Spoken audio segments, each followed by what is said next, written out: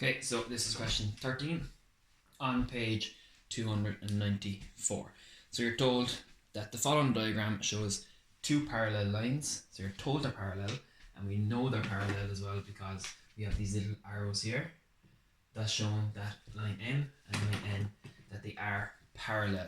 Okay, really important that they're parallel. So without measuring, so without using your protractor, find the size of each of the angles marked A, B, C, D, and E. So very similar to question 11, but it's kind of working the other way. Okay, working forward instead of backwards. So looking at the top one first, you always usually start wherever you have a number. Okay, so we have no numbers on here, so we really can't figure anything out down here by itself, but we can figure something out up here. So 80 degrees.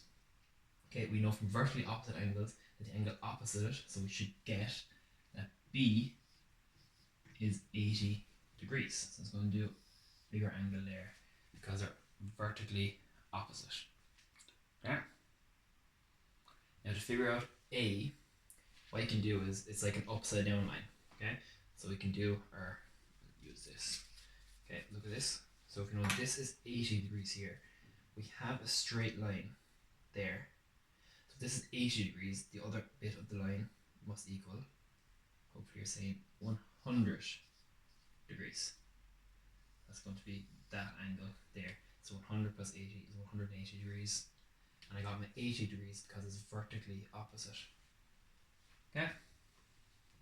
Now, this is the hard part, to figure out what these are. So there's loads and loads of ways you can do them. We did corresponding angles and we did alternating angles. Okay?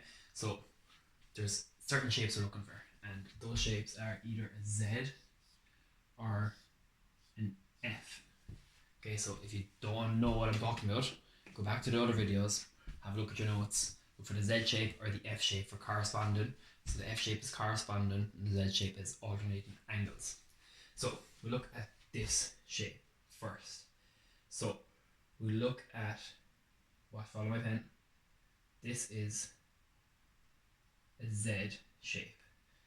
So the line that's making the angle of A the whole way down, and it's making the angle of D. Everyone see the Z shape? Okay. So that means that because these lines are parallel, that A, right down here, angle A is equal to angle D because of the Z shape, because of alternating angles.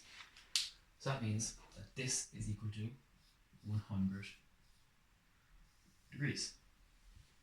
And now, because we have one number down here, it's nice and easy to figure out what C and E are. Okay, we can do them a few ways. Okay, so you can either do the line, okay, that's the nice easy way. It is 100 degrees, this must be 80 degrees. But let's just have a look at the F way.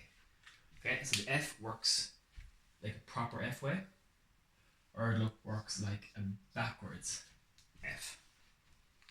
Okay, so if you look and follow my pen for this one.